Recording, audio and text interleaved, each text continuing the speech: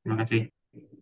Dipersilakan untuk Dr. Steve menyampaikan jurnal reading dari sebuah jurnal. Judulnya hubungan antara pasien asma dengan kejadian kardiovaskuler pada studi Framingham, Austria. Dipersilakan waktunya 15 sampai 20 menit. Oke, siap, dokter. Selamat siang, Dokter Alfian Nur Roshid, spesialis paru, konsultan EVA PSR FCCP, dan seluruh dokter dan sejawat sekalian yang ada di sini. Izin saya mempresentasikan jurnal reading pada hari ini tanggal 19 Januari 2023 dengan judul The Relationship Between Asthma and Cardiovascular Disease, an Examination of Framingham Offspring Study.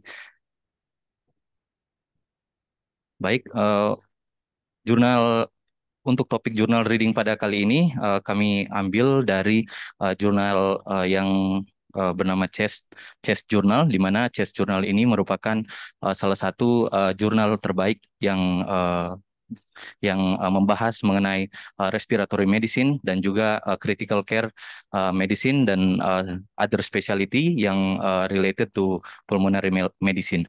Di mana di sini Chest Journal merupakan jurnal yang membahas original research dengan Scopus Q1.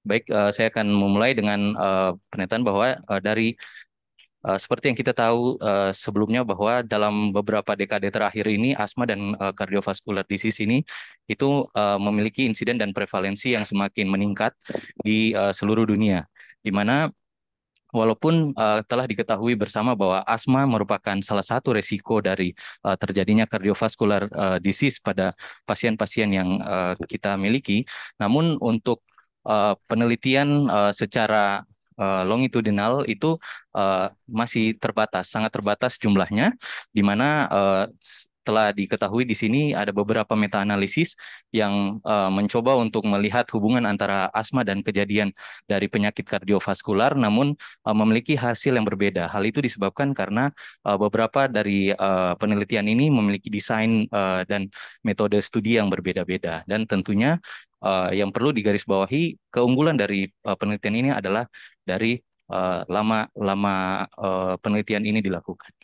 Berikut metode yang dilakukan pada penelitian ini yaitu bersifat prospektif cohort study, di mana dilakukan di Framingham, Massachusetts, dengan populasi berupa pasien yang berusia 17 sampai dengan 77 tahun, dan pasien ini dikelompokkan, yang perlu digarisbawahi adalah penelitian ini adalah population based study, jadi bukan hospital based study. Jadi population based study yang dilakukan penelitian mulai dari tahun 1979 sampai dengan 2014. Kemudian siapa saja yang masuk dalam pasien ini adalah pasien-pasien yang tidak dengan asma maupun dengan asma, di mana pasien dengan asma di sini itu nantinya kedua kelompok ini akan dinilai pada saat disebutkan asma apabila di sini didefinisikan sesuai dengan diagnosis yang dilakukan oleh dokter saat dilakukan pemeriksaan. Kemudian untuk kriteria eksklusinya, pasien itu akan dieksklusi apabila sebelum dilakukan penelitian itu telah memiliki penyakit kardiovaskular, ataupun misalkan pada saat pemeriksaan ada missing data. Jadi ada kehilangan loss to follow up, sehingga itu akan dilakukan exclusion kriteria. Oke, berikut ini adalah ingin saya tampilkan, yaitu Framingham Risk Score, di mana di sini pada pasien-pasien yang akan diteliti akan dikelompokkan berdasarkan Framingham Risk Score-nya ini.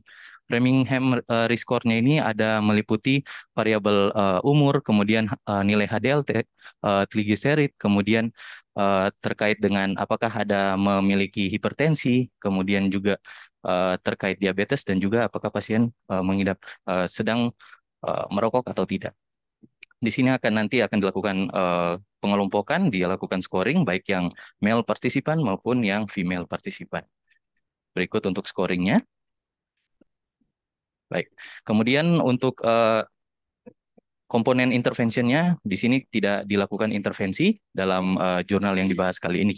Kemudian untuk comparisonnya, pasien di sini itu akan dilakukan perbandingan antara pasien yang tidak memiliki riwayat asma dan pasien yang memiliki asma. Di mana pasien yang memiliki asma di sini lebih secara tajam lagi dalam penelitian ini, itu dilihat pasien yang sedari awal dilakukan pemeriksaan itu sudah mengalami menderita asma, dan ada beberapa yang developing asma pada saat dilakukan penelitian ini. Nah, kemudian untuk covariatnya, pasien-pasien di sini akan dinilai juga berdasarkan usia, kemudian jenis kelamin, kemudian faktor edukasi pada pasien, tingkat pendidikan pada pasien, kemudian obesitas, diabetes, dan juga tekanan darah, khususnya tekanan darah sistoliknya, dan juga terkait dengan treatment pada hypertensionnya, kemudian terkait juga variabel smoking, dan juga kolesterolnya. Nah, semuanya ini nanti akan dilakukan pengelompokan sesuai dengan tabel yang tadi, dan akan dilakukan dalam 3 kategori, yaitu resiko tinggi lebih dari 20%, intermediate 10-20%, dan kurang rendah yang resikonya kurang dari 10%. Kemudian untuk metode bagian outcome di sini kita bisa lihat pada jurnal ini itu akan dilakukan investigasi untuk menilai apakah ada hubungan antara asma dan juga risiko terjadinya penyakit kardiovaskular. Kemudian secara statistik di sini ada memakai beberapa metode statistik, di mana akan dipakai metode yang disebut dengan Wilcoxon rank sum, di mana metode ini digunakan untuk melihat baseline karakteristik dari partisipan pada populasi ini, apa yang menderita asma dan juga yang tidak menderita asma. Berikutnya untuk metode yang dipakai yaitu Kaplan-Meier method, di mana di sini nanti akan dilihat ke depan dalam 35 tahun dilakukan penelitian itu terkait apakah pasien-pasien tersebut akan berkembang penyakit CVD-nya atau tidak. Apakah ada kemungkinan terjadi penyakit kardiovaskular pada pasien-pasien yang dengan asma dan tidak dengan asma. Kemudian jadi Kaplan-Meier, kemudian log rank test, dan time dependent Cox proportional hazard ini merupakan metode yang sangat sering digunakan di penelitian-penelitian yang berkecimpung untuk melihat survival analysis. Jadi bisa melihat dalam metode dalam jangka durasi waktu yang cukup lama, kemudian dilihat apakah ada perkembangan terkait faktor yang mau diteliti atau tidak. Kemudian untuk softwarenya pada jurnal ini disebutkan bahwa mereka memakai SIS version 9.3. Kemudian dari hasil pada penelitian ini itu telah dilakukan kriteria inklusi dan eksklusinya, di mana didapatkan total yaitu sekitar 3.612. 3.612 partisipan dengan rentang usia 17 sampai dengan 77 tahun. Nah, kemudian dari 3.612 partisipan ini kemudian uh, akan dilakukan uji, di mana bisa kita lihat dari hasilnya di sini terlihat asma memiliki hubungan terkait dengan tingkat pendidikan yang rendah. Itu memiliki lebih bermakna di tingkat pendidikan yang lebih rendah. Berikutnya, oke, ya, ini adalah baseline karakteristik dari partisipan dari penelitian, di mana di sini bisa kita lihat secara garis besar total sekitar 3.612, kemudian terdiri dari uh, populasi pasien yang sudah menderita asma sebelumnya, dan berikutnya populasi pasien yang menderita asma dalam perkembangan pada saat durasi penelitian, dan populasi pasien yang tidak memiliki asma. Kemudian nanti akan dilihat karakteristiknya mulai dari usia sampai dengan Framingham Risk Score. Nah, berikutnya untuk hasil yang didapatkan dari penelitian ini dikatakan juga bahwa pasien-pasien yang memiliki faktor risiko berupa obesitas itu akan cenderung pada pasien yang pada pasien yang developing asma selama durasi penelitian dan memiliki faktor risiko berupa obesitas itu akan lebih cenderung untuk terjadi penyakit kardiovaskular di masa-masa berikutnya. Nah, di sini juga dilakukan eh, penelitian terkait dengan Framingham Risk Score-nya, Framingham Risk Score 10-year cardiovascular risk. Di sini dibagi seperti yang setelah disampaikan sebelumnya dalam 3 bagian, yaitu low, intermediate, dan high risk terjadinya untuk CVD risk-nya. Nah, di sini bisa kita lihat bahwa partisipan dengan asma itu akan cenderung memiliki eh, kejadian terjadinya CVD akan jauh lebih besar dibandingkan dengan partisipan tanpa asma. Nah, hasil berikutnya yang tidak kalah menarik yaitu pada pasien yang dengan asma ditemukan rata tekanan darah sistoliknya itu jauh lebih tinggi dibandingkan dengan pasien yang tidak dengan asma. Berikutnya juga didapatkan informasi terkait pasien dengan asma itu memiliki total kolesterol yang lebih tinggi dibandingkan dengan pasien-pasien tanpa populasi pasien tanpa asma. Dan yang terakhir yaitu terkait dengan status merokok pada pasien. Di sini dikatakan bahwa pasien dengan asma dan memiliki riwayat smoking atau merokok itu akan cenderung memiliki resiko terjadinya penyakit kardiovaskular yang lebih tinggi. Nah, ini berikutnya terkait dengan unadjusted analysis. Ada 2 kesimpulan yang ditemukan di sini, yaitu kumulatif insiden dari penyakit kardiovaskular pada pasien dengan asma lebih tinggi dibandingkan dengan pada pasien tanpa asma. Dan berikutnya yaitu pasien dengan asma memiliki resiko insiden penyakit kardiovaskular lebih tinggi dengan hazard ratio 1,40. Nah, ini merupakan grafik yang menunjukkan terkait dengan timeline. Jadi bisa kita lihat di sini pas pada jurnal ini dibahas itu lebih dari 35 tahun waktu untuk dilakukannya penelitian ini. Dan bisa kita lihat survival probability di sini untuk populasi yang asma itu lebih rendah dibandingkan populasi tanpa asma.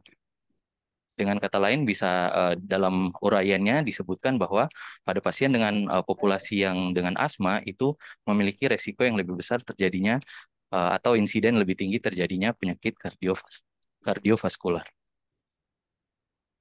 Nah, berikutnya dari penelitian ini autornya itu juga melakukan adjusted analysis. Jadi pasien-pasien yang tanpa asma dan pasien-pasien yang memiliki asma dinilai ke depan secara longitudinal dinilai terjadinya penyakit kardiovaskular dihubungkan juga dengan adanya adjusted analysis dengan beberapa faktor, antara lain yaitu di sini ada obesitas, kemudian educational attainment atau tingkat pendidikan, dan juga terkait dengan gender dan status merokoknya. Nah, di sini bisa kita lihat bersama bahwa populasi pasien dengan asma itu memiliki resiko yang lebih tinggi terjadinya penyakit penyakit kardiovaskular pada populasi yang juga dengan obesitas dan terkait dengan educational attainment yang telah disampaikan di slide sebelumnya bahwa low educational attainment itu cenderung lebih tinggi, increase risk of CVD-nya. Berikut juga pada pasien dengan populasi pasien dengan jenis kelamin perempuan dan terkait dengan terkait dengan status merokoknya. Nah, nanti di belakang akan kami bahas why, kenapa bisa terjadi demikian. Nah, jadi di sini untuk discussion-nya dari penelitian ini ingin menyampaikan bahwa pasien dengan asma itu merupakan kelompok dengan risiko tinggi. Jadi ini yang perlu menjadi kesadaran bersama, awareness kita, meningkatkan awareness kita bahwa pasien dengan asma itu merupakan high risk group atau populasi risiko tinggi terkait dengan kejadian kardiovaskular, penyakit kardiovaskular. Nah, kemudian di sini juga kenapa penelitian ini dilakukan, yaitu untuk melihat kemungkinan kemungkinan diperlukannya ada sebuah personalized CVD prevention strategi. Jadi dengan adanya setelah diketahui bersama bahwa pasien asma ini adalah suatu high risk group, maka mungkin ke depannya perlu dilakukan penelitian lebih lanjut terkait strategi pencegahan yang lebih khusus untuk pasien-pasien dengan asma. Dan di sini bisa kita lihat juga bahwa ternyata memiliki patofisiologi systemic inflammation yang terjadi juga pada populasi yang pasien dengan asma maupun yang terkait dengan penyakit penyakit jantung pembuluh darah. Kemudian berikutnya juga pasien dengan asma yang memiliki riwayat smoker tembakau ya, yang memiliki riwayat merokok dengan tembakau itu juga memiliki resiko yang tinggi terhadap terjadinya lung cancer, kemudian komorbiditas kardiovaskular dan juga kematian terkait dengan dibandingkan dengan populasi tanpa riwayat merokok pada pasien asma. Nah, di sini pada penelitian jurnal yang kami baca di sini juga telah memberikan beberapa mekanisme yang kemungkinan mendasari kenapa sampai bisa dikatakan bahwa asma itu merupakan suatu resiko terjadinya penyakit jantung pembuluh darah ini. Nah, yang pertama yaitu adanya keterlibatan interleukin 6, kemudian si reaktif protein, fibrinogen, dan D-dimer yang merupakan mediator potensial terjadinya hubungan antara asma dan CVD. Berikutnya juga dilaporkan dalam jurnal ini adanya 5 lipooksigenase enzymatic pathway. Jadi di sini ada pathway 5 lipooksigenase enzimatik ini yang juga menjadi kontribusi terjadi airway remodeling.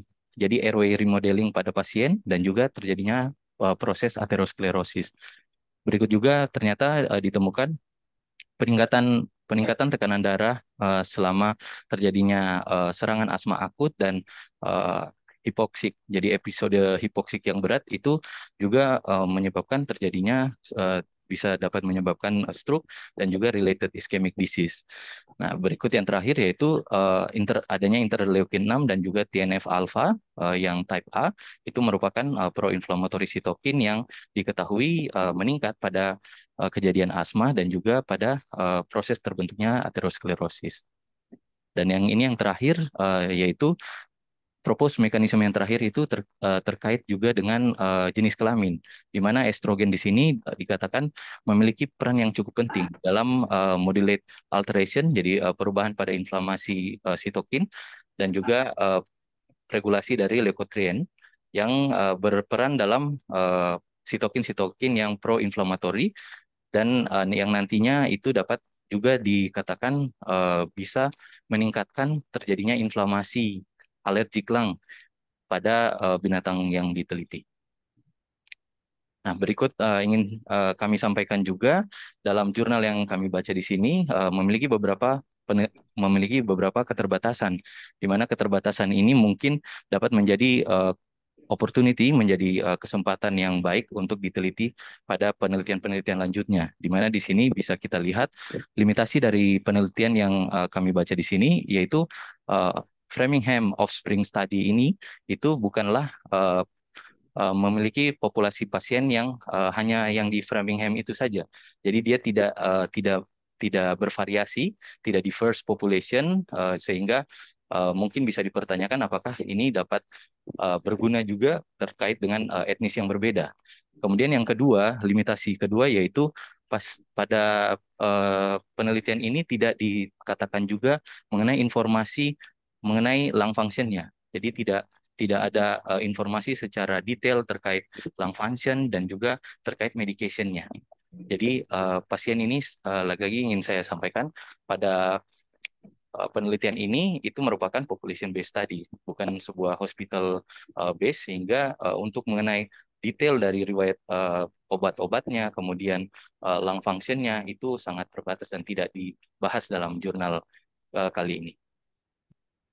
Ya, ini beberapa slide saya yang terakhir, yaitu bagaimana terkait dengan dari kardiologi guideline terkait dengan penyakit asma ini.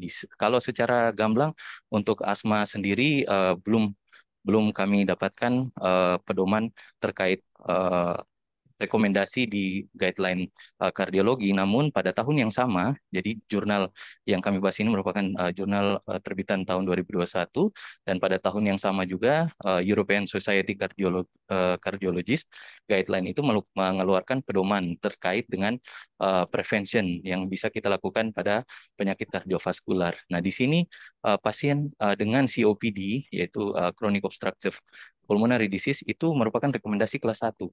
Rekomendasi kelas 1C untuk ini harus, jadi semua pasien yang datang dengan riwayat COPD ataupun ya chronic obstructive pulmonary disease ini itu harus diinvestigasi lebih lanjut terkait ASCVD dan ASCVD risk factor. ASCVD itu merupakan aterosklerosis uh, aterosklerosis related cardiovascular disease. Jadi itu harus lebih digali lagi terkait dengan apakah ada kemungkinan pada pasien-pasien ini juga memiliki riwayat aterosklerosis.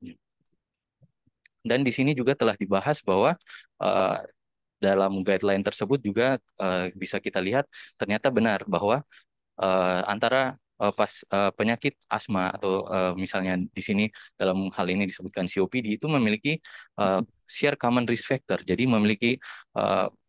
mempunyai faktor resiko yang sama, yaitu seperti merokok, kemudian penuaan lansia, kemudian hipertensi, dan juga keadaan dislipidemia pada pasien. Nah, juga di sini disampaikan bahwa jika pada pasien itu terdapat chronic obstruction, maka itu dapat juga mempromosikan menimbulkan terjadinya vascular remodeling, kemudian kekakuan dan juga proses aterosklerosis, dan bisa meningkatkan prokoagulan state pada pasien sehingga akan terjadi proses aterosklerosis pada tahun-tahun berikutnya. Dan di sini dikatakan apabila pasiennya itu memiliki tingkat severitas yang sedang ataupun tinggi pada pada obstruction pulmonary disease ini, itu memiliki 8 sampai 10 kali lebih tinggi untuk meninggal, itu lebih dikarenakan oleh aterosklerosis relatednya. Jadi bukan bukan terhadap meninggal karena respiratory failure, tapi dari hasil penelitian lain juga disampaikan ternyata 8 sampai 10 kali itu lebih tinggi meninggal, head kausalnya adalah terkait dengan CVD. Dan meningkatkan juga bisa kita lihat bersama dari pasien-pasien yang kita alami bahwa ternyata banyak pasien yang dengan chronic inflammatory juga memiliki tingkat rehospitalisasi yang tinggi seperti itu. Sehingga dengan demikian perlu kita, dari hasil jurnal reading yang kami baca di sini sangat menarik bahwa pada pasien-pasien dengan populasi asma itu perlu kita lakukan investigasi lebih lanjut.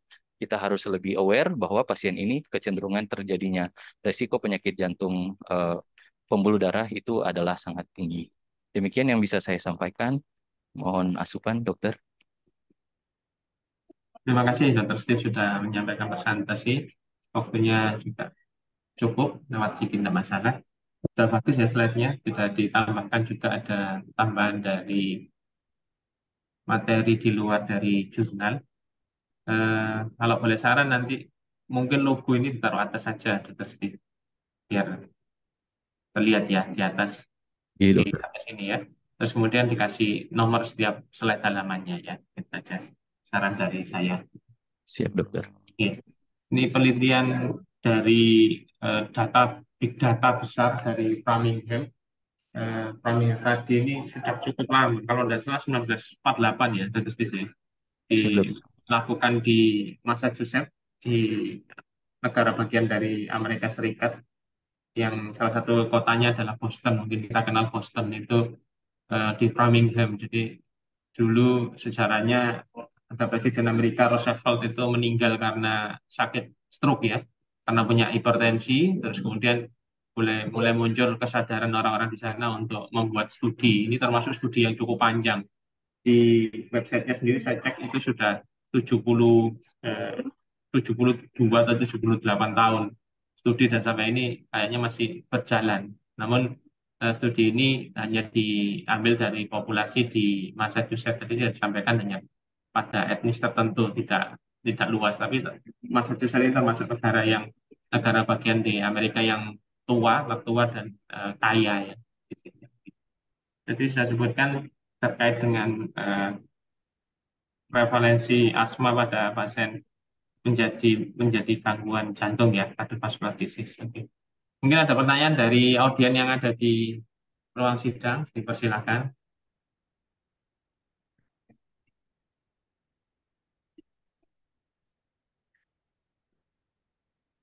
Ada yang tanya, silakan.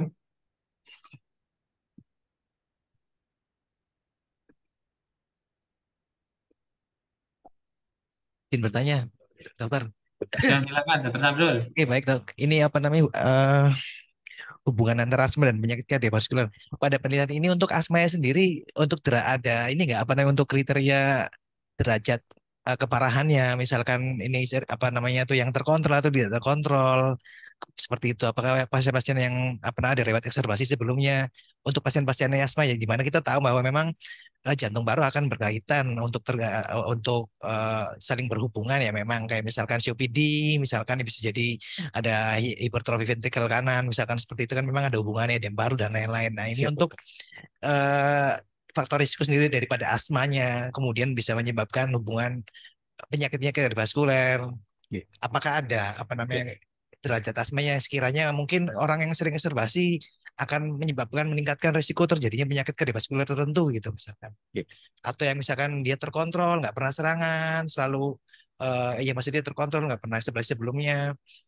Apakah terus onsetnya, Baik, apakah itu berkaitan dengan hasil atau misalkan hubungan dengan penyakit kardiovaskuler? Terima kasih. siap dokter. Terima kasih atas pertanyaannya dokter. Izin saya coba menjawab. Pada penelitian yang dilakukan dalam jurnal ini itu tidak melakukan klasifikasi terhadap severitas dari asma yang asma yang diderita.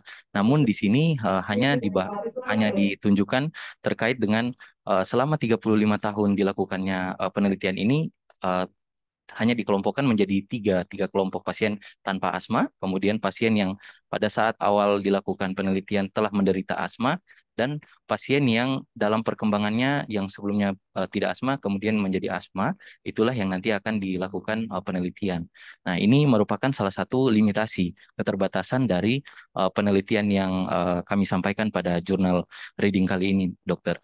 Jadi seperti yang saya paparkan sebelumnya pada slide terkait dengan limitasi jurnal yang kami bahas di sini, itu dia tidak menjelaskan secara gamblang pada desain studinya itu terkait dengan severitas pada pasiennya. Mungkin ini ke depan bisa menjadi penelitian lanjut yang lebih lengkap terkait dengan hal tersebut. Seperti itu, dokter.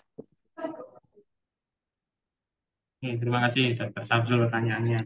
Kalau dicari di referensi lain, ini saya dapatkan bahwa pada sebuah studi yang dilakukan multi etnik ya, judulnya asma predict cardiovascular disease event. Di sini di penelitian ini disebutkan bahwa pasien yang memiliki asma persisten dibandingkan dengan asma yang intermiten dibandingkan dengan non asmatik tiga kelompok itu didapatkan bahwa nilai CRP itu lebih tinggi pada pasien-pasien yang persisten. Jadi sudah disampaikan juga di diskusi, termasuk kadar fibrinogen. Jadi ada IL-6, CRP, fibrinogen, DGNR. Di penelitian ini disebutkan CRP, fibrinogen lebih tinggi pada pasien kelompok yang asma persisten. Dan ini ternyata berhubungan dengan risiko untuk terjadinya penyakit kardiovaskuler. Jadi mungkin sedikit nyambung dengan pertanyaan Dr. Samsul tadi pada kelompok-kelompok yang persisten asma itu risiko untuk menjadi cardiovascular disease itu lebih tinggi dibandingkan pada kelompok yang intermittent maupun yang non asmatik. Ya. Seperti itu ya. Mungkin nanti saya dicari lagi. Ya, terima kasih. Terima kasih, dokter. Sama-sama. Ya. Silakan kalau ada lagi pertanyaan. Silakan kalau ada yang bertanya terkait dengan kalau pasien-pasien jantung itu kan biasanya dapat beta blocker ya. Kalau pasien asma itu kan dapat beta agonis. Nah, boleh tanya itu. Atau pertanyaannya, kalau pasien asma menggunakan steroid, nah itu dampaknya gimana terhadap terjadinya kardiovaskular? Boleh, silakan ada yang tanya. Saya mancing aja pertanyaan. Siap, dokter. Mohon izin menjawab, dokter. Monggo. Terkait dengan pemberian kortikosteroid pada penelitian ini tidak disampaikan, tidak dilakukan uh, research terkait hal tersebut. Namun pada bagian discussion dari jurnal yang kami baca ini disampaikan referensi terkait dengan inhaled corticosteroid. Nah, dari beberapa uh, ternyata yang menarik yaitu sebelumnya terdapat pemahaman bahwa inhaled corticosteroid itu berdampak buruk terhadap pasien asma untuk terjadinya cardiovascular disease pada pada masa berikutnya. Namun ternyata dalam studi-studi yang terbaru yang disampaikan dalam artikel ini, dalam bagian discussion jurnal ini disebutkan bahwa ternyata tidak ada hubungan antara hal tersebut. Jadi adalah baik dilakukan pemberian inhaled corticosteroid sesuai dengan severitas dari pasien tersebut, sesuai dengan guideline dari penanganan asma. Jadi it's okay untuk kita melakukan pemberian corticosteroid terutama pada inhaled corticosteroid. Terima kasih. Ya, terima kasih. Jadi kalau pasien asma, basic terapinya steroid. Kalau diberikan steroid, asmanya terkontrol.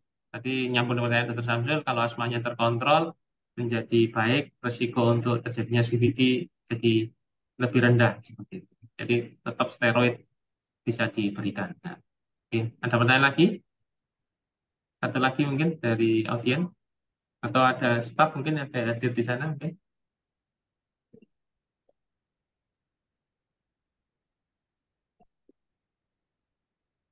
Ada pertanyaan?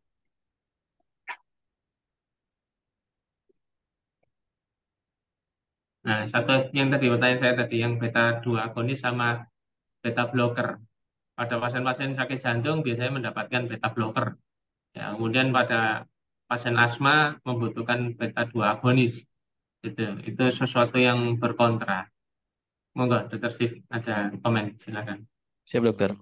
Terkait hal tersebut dalam tata laksana kami itu khususnya pada pasien-pasien dengan heart failure dokter. Biasa kami akan memakai beta blocker. Namun dalam guideline yang saya baca juga itu dokter terkait dengan penggunaan beta blocker itu terkait dengan pasien populasi yang gagal jantung itu juga kita harus menilai untuk status asmanya, apakah pasien menderita asma atau COPD terkait dengan pemberian beta blocker. Nah, beta blocker kalau di guideline kardio dokter itu yang disarankan adalah yang selektif. Jadi yang selektif beta blocker, misalkan bisoprolol atau yang lainnya, nah itu bisa kita gunakan dengan safety yang baik dokter. Jadi tetap digunakan bila pasien asma tersebut menderita juga penyakit kardiovaskular, misalkan dalam hal ini penyakit gagal jantung. Demikian dokter. Jadi misalkan ada pasien dengan gagal jantung, ternyata dia punya asma nih, terus kemudian sedang exacerbasi, pasien biasa menggunakan beta blocker ya, beta blocker, saya bisoprolol, kemudian asmanya exacerbasi. Jadi tetap bisa diberikan dengan beta 2 agonis ya, inhaler ya. Siap dokter. Oke, baik, terima kasih. Ada lagi pertanyaan mungkin?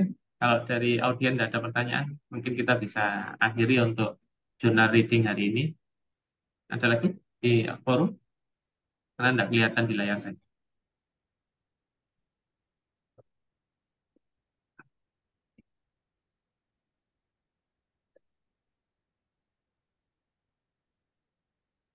Ada pertanyaan dari forum?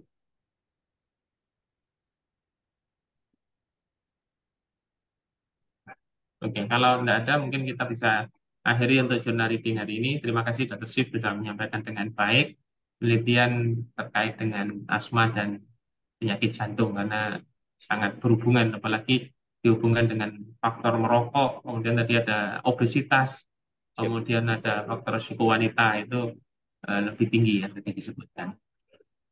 Terima kasih. Kita bisa akhiri untuk jurnal reading hari ini. Terima kasih Dr. Steve.